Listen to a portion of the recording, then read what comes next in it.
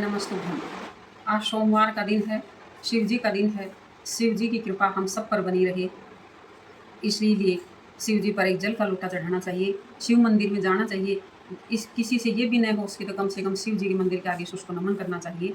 और शिव कथा, एक साहूकार था और एक धोबी था। वो दोनों दोस्त थे। साहूकार के संतान नहीं थी। लोग उसके दर्शन करने से पहले हिचकिचाते थे। जी का भगत था शिव एक दिन शिव मंदिर में गया, पूजा कर रहा था। पार्वती जी शिव जी से बोली, ये भगत आपका इतनी पूजा पाठ करता है लेकिन उदास रहता है। शिव जी महाराज ने कहा कि इसके कोई संतान नहीं है। तो पार्वती माता ने कहा कि इसको संतान दो, इतनी पूजा भक्ति करता है। तो बोली इसकी कर्म में है ही नहीं। शिव जी ने कहा तो हम इसको संतान कैसे दे सकते हैं। पार्वती माता ने कहा इसको संतान तो देनी पड़ेगी, इतनी पूजा पाठ करता अपन को दुनिया में कौन मानेगा। तो शिव जी महाराज ने कहा कि ये इसको ज़्यादा तो नहीं दे सकता लेकिन 12 वर्ष की उम्र का दे सकता हूँ मैं। तो पार्वती जी ने कहा अच्छा ठीक है, इसको 12 वर्ष की उम्र का दे दीजिए। साहूकार भी वहीं पर गया हुआ था, उसने दोनों की बातें सुन ली। उसको न तो खुशी हुई न कोई गम हुआ।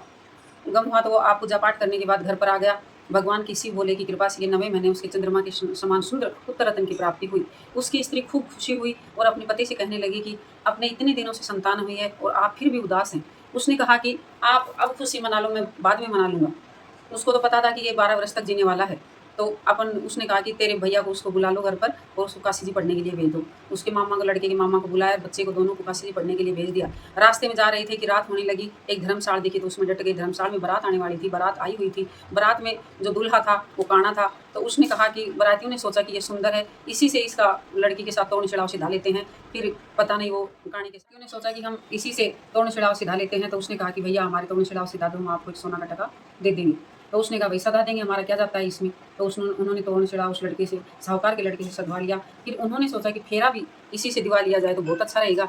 तो उसने कहा कि भाई फेरे भी करवा दो तुम। उन्होंने कहा कि हम फेरे भी करवा देंगे। फेरे भी करवा दिए और सुबह वो तो फेरों करवाने के बाद जाने लगा तो लड़की की जो चुंदड़ी थी उस पर उसने अक्सर लिख दिया, जब शादी मेरे साथ जाना हो तो तेरा पति तो काशी जी पढ़ने के लिए जा रहा है, जिसके साथ तू जाने वाली बारात में तो दूल्हा काना है। तो वो दोनों तो मामा और भांजा काशी जी पढ़ने के लिए चले गए। और लड़की ने सुबह देखा तो अपने माता पिता से बोलेगी मेरी शादी तो इस काने के साथ नहीं हुई, मैं तो नहीं जाऊंगी। उन्होंने कहा ये कैसे हो सकता है। उन्होंने आकर देखा तो सच में वो काना था। बारात को वहीं से विदा कर दिया। लड़की अपने पिता के घर पर ही रहने लगी और वो काशी जी पढ़ने के लिए चले गए। एक दिन यज्ञ रचा रखा था, होम होम कर रहे थे, ब्राह्मणों को नूत रखा था और उन्होंने 12 वर्ष उसके पूरे हो गए। यम के दूत उसने कहा कि मेरे सिर में दर्द हो रहा है।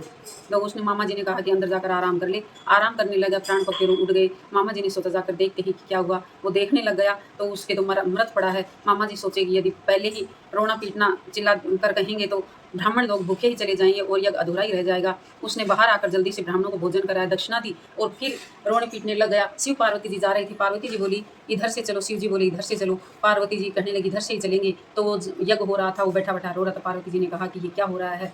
शिव जी ने कहा कि ये दुनिया है, इसमें ऐसा ही होता है। पार्वती जी बोली हमें बताओ ये क्या है। उसने कहा ये वही साहूकार का लड़का है, इसकी 12 वर्ष की उम्र थी, ये इसकी उम्र पूरी हो गई और ये रो रहा है इसका मामा जी।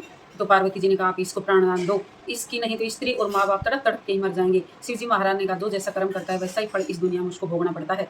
तो पार्वती जी ने हट पकड़ ली, इसको प्राणदान दोगे तभी मैं यहाँ से चलूंगी। तो शिव जी महाराज ने उसको प्राणदान दिए। हर हर करता हुआ वह खड़ा हो गया और पार्वती जी और शिव जी कैलाश पर्वत चले गए और वो मामा और भांजा दोनों चल पड़े जहाँ पर अब स्त्री को छोड़कर गए थे उसी नगर में आ गए। लड़की के पिता ने उसको पहचान लिया और अपने घर पर लेकर आ गए। कई दिन हो गए उनको रहते हुए। तो लड़की के पिता ने कहा, उसने कहा कि अपन देश की तरफ बिजली चमक रही है। लड़की ने कहा आपके देश भी है क्या।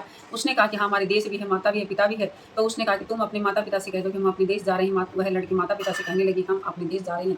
माता पिता ने कहा कि बहुत अच्छा, बहुत शुभ काम है, आप अपने देश जा रहे हो। तो माता पिता ने उसको विदा कर दिया, धन दौलत दिया, अर्थ बहल जुड़ा दिए। उधर वो तो बहल में बैठ कर आ रहे थे। माता पिता ने, किसी ने गाँव के आदमी ने कहा कि आपके बेटा और बहू आ रहे हैं।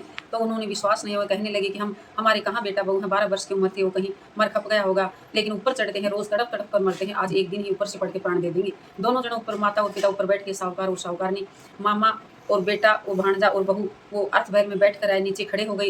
किसी ने कहा कि क्या पता किसी की बेटा बहू है। उसने कहा कि भाई इसमें कहने से क्या जाता है, यदि सही माँ और सही बेटा होंगे तो इसके सपनों में से सहस्त्र धारा छूट जाएगी और लड़के की मूंछ पर पड़ जाएगी तो मान लेना कि इनके सही माँ है और सही बेटा है। तो भगवान से प्रार्थना करी, सपनों में से दूध गिरने लगा और लड़के की मूंछ भीज गई, सही माँ और सही बेटा। उन्होंने कहा कि हम पर तो शिव जी महाराज की कृपा हुई है। हे शिव शंकर, हे दयानिधि, हे करुणा सिंधु, अपने उस माता पिता के पुत्र दिया, ईसा सबको दे, स्त्री को अपना उसका सुहाग दे, सबको दिए। हे शिव शंकर, हे दयानिधि, उनका कष्ट कटाई वैसा हम सबका काटना। श्री शिवाय नमस्तुभ्यं शिव।